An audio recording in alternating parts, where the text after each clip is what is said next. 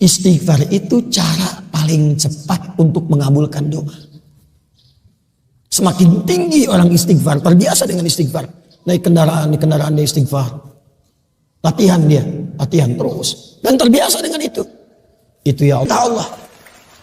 Bahkan malaikat yang bertugas di waktu khusus malam. Yang bertugas di waktu khusus siang. Itu demi adanya waktu ini yang diistimewakan oleh Allah. Itu semua langsung kumpul di waktu itu. Kapankah waktu itu? Nabi menyebutkan ada 2 waktunya. Ada berapa waktunya? Sebentar. Kita belajar waktu dulu dalam Quran ya. Belajar waktu dulu. Mau pilih mana? Pilih yang singkat, cepat. Pilih yang agak detail. Pilih yang detail. Yang singkat, agak detail atau detail? Nah, kita mulai dari awal dulu ya. Yang singkat bagi 2, siang dan malam. Karena itu sering di Quran disebutkan siang dan malam. Quran surah ke-2 dulu Al-Baqarah di ayat 164. Paling kanan sebelah atas di mushaf. Itu pertama kali disebutkan pergantian siang dan malam di Quran. Inna fi khalqis samawati wal ardi wa ikhtilafil laili wal nahar wal fulki allati tajri fil bahri bima yanfa'un nas, dan seterusnya ayat. Al-lail wan nahar. Jadi kalau kita ingin beraktivitas dan ingin memanage waktu, bagi 2 dulu secara umum. Apa yang dikerjakan di siang, apa yang dikerjakan di malam. Nah, batas siang, batasnya itu dari subuh ke maghrib. Saya ulang ya, dari mulai subuh ke maghrib. Jadi dibuka di subuh, berjalan di siang, masuk ke maghrib. Itu batasnya. Jelas? Baik, jadi kalau subuh kita buat pembuka, mulainya masuk ke waktu siang dari duha ke zuhur sampai dengan ke maghrib. Antara zuhur dengan maghrib yang tengah-tengah apa? Saya ulang, antara zuhur dengan maghrib yang tengah-tengah apa? Asar. Itu yang dimaksud Nabi dengan waktu pertengahan di siang hari. Jelas?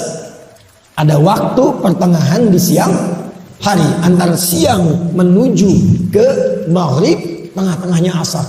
Itu yang dimaksud di Al-Bukhari nomor hadis 555, di hadis Muslim nomor hadis 632.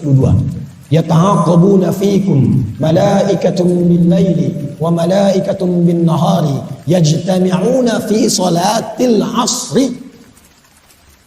Karena itu tafsir ulama pada surah Al-Baqarah ayat 238 tentang salatul wusta, salat pertengahan, itu salat asar. Tafsir pertamanya. Yang kedua adalah waktu malam nanti.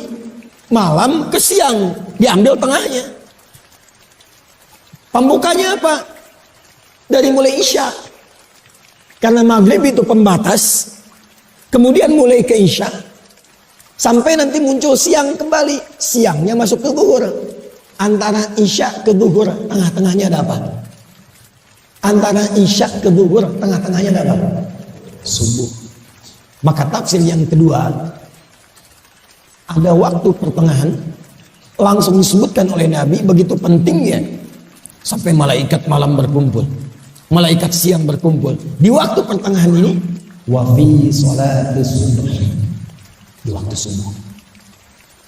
Hanya yang menarik begini, ada beda antara asar dengan subuh, keistimewaannya. Ada yang sama-sama dimiliki, jadi sama-sama antara subuh dengan asar. Ada yang hanya dimiliki subuh saja, asar tidak. Apa yang sama-sama dimiliki? Teruskan hadisnya. Perhatikan hadisnya. Yajtami'una fi salatil asri wa salatil fajri. Maka para malaikat itu berkumpul menyertai orang-orang yang salat di waktu asar. Kemudian berkumpul pula menyertai hamba-hamba yang ada di waktu fajar subuh. Atau kama qala Rasulullah sallallahu alaihi wasallam, summa yas'aluna ila as-sama'. Kemudian mereka langsung kembali naik ke langit. Lalu diuji oleh Allah. untuk dikonfirmasi bahwa malaikat itu menunaikan tugasnya dengan benar. Kaifa taraktum ibadi? Kata Allah, bagaimana keadaan hambaku ketika kalian tinggalkan tadi? Allah sudah tahu. Karena Allah Maha tahu. Hanya ingin menunjukkan kepada kita bahwa malaikat tidak pernah menyembunyikan apapun. La ya'sunallaha ma amarahum wa yaf'aluna ma yu'marun. Sekaligus mengonfirmasi apa yang Allah perintahkan ke malaikat keluar sama di lisan para malaikat. Apa kata para malaikat? Ya Rabbi, atau bima ma'na kama qala Rasulullah sallallahu alaihi wasallam. Taraknahum wa hum yusallun. Kami tinggalkan hamba-hambamu itu. Kami serpai, kami tinggalkan. Tadi mereka telah menunaikan sholat.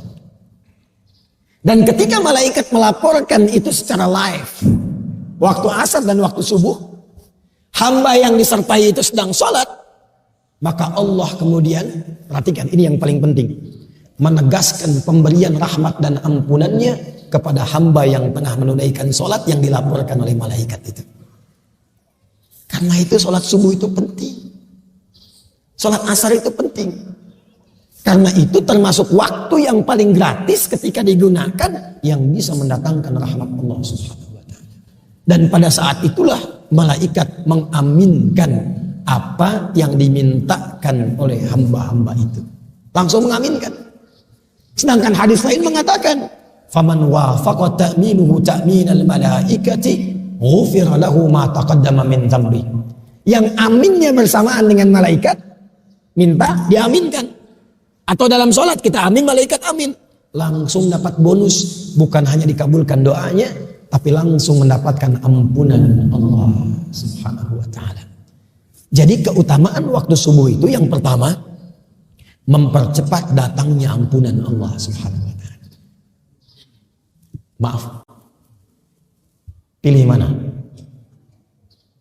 Dapat harta 100 miliar atau dapat ampunan Allah. Tak ada yang ketiga, cuma dua saja ini. Dapat harta 100 miliar atau dapat ampunan Allah. Pilih mana? Oh, masa suaranya lemah sekali. Ampunan Allah. Oh, ini tidak pede, ini ada sesuatu itu. Ingin ampunan Allah tapi sekarang kau mohon maaf tuh. Ada yang meninggalkan Jumat karena ngejar proyek. Ada yang bahkan bekerja yang pekerjaannya bersamaan dengan waktu sholat.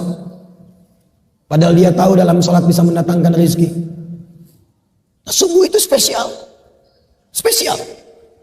Karena itulah langsung disebutkan dalam Al-Quran, Allah menegaskan tentang keutamaan ini. Quran surah 17 ayat 78. Aqimis salata liduluki syamsi ila ghasaqil laili. Tunaikan salat dengan benar dari mulai tergelincir matahari. Zuhur dulu disebutkannya sampai ke malam tiba, sampai ke isya. Zuhur, asar, maghrib, isya.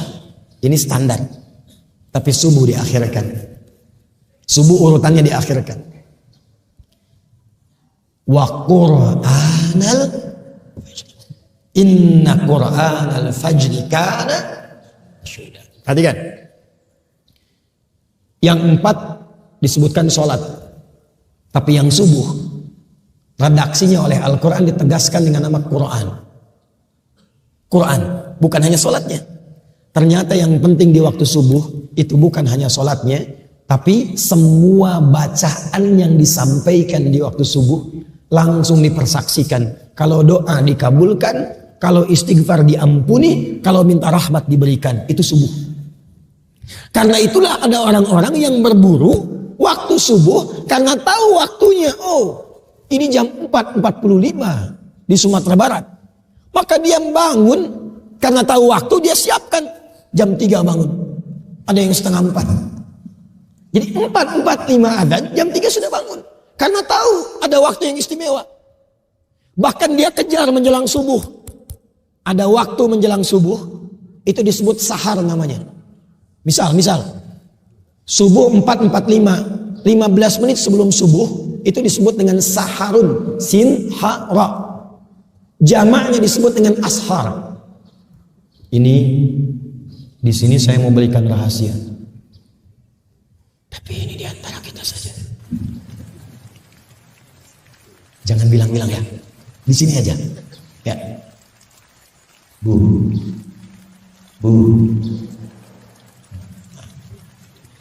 Kalau kemarin di Tanah Datar saya bilang, Bu, yo, gitu.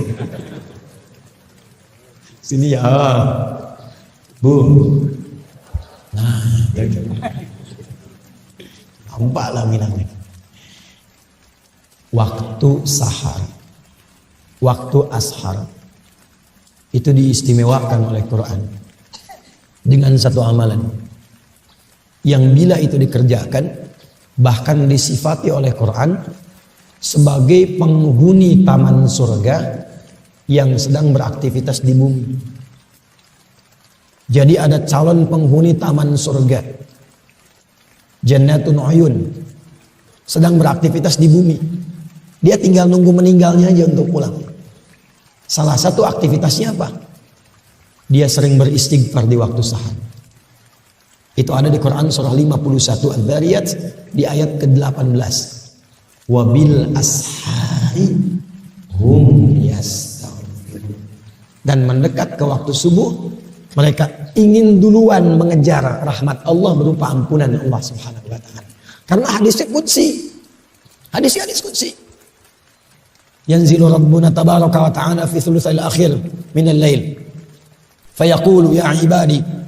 Itu setiap datang waktu sahar, Allah menyampaikan, hei hamba-hambaku, siapa yang minta, aku berikan. Siapa yang berdoa, aku kabulkan. Dan siapa yang memohon ampunan kepadaku, famanistaghfara liya ghafartu lah, aku ampuni sekarang dosa-dosanya. Apa rahasia yang ingin saya bagi? Gini, Bu, Ibu kalau saya beri pilihan, Ibu pilih mana?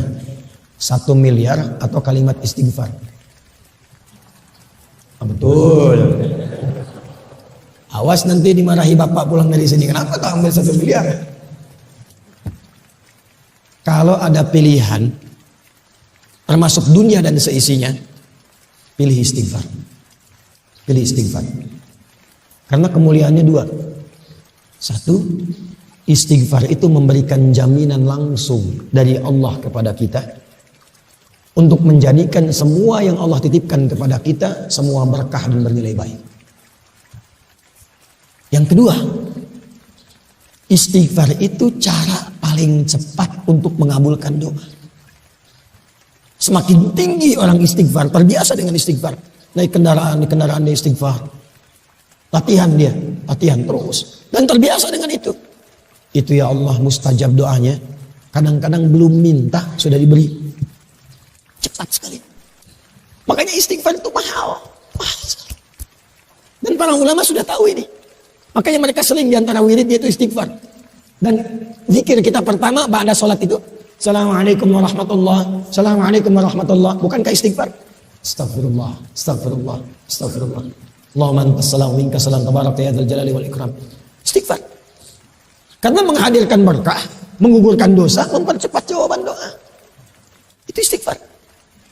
Karena itulah orang-orang mengejar waktu subuh itu mempersiapkan sebelum subuh dengan istighfar. Itulah kemuliaan subuh. Jadi kemuliaan subuh itu selain mempercepat terkabulnya doa, kalau ingin cepat doanya dikabul, bangun sebelum subuh. Isi dengan istighfar. Itu rahasianya. Makanya 2 rakaat sebelum subuhnya pun sunnahnya itu lebih baik daripada dunia dan seisinya. Raka'atul fajri khairum minad dunya wa ma fiha. Sebab untuk apa dapat dunia dan seisinya kalau tidak mendapatkan ampunan Allah Subhanahu wa taala? Untuk apa?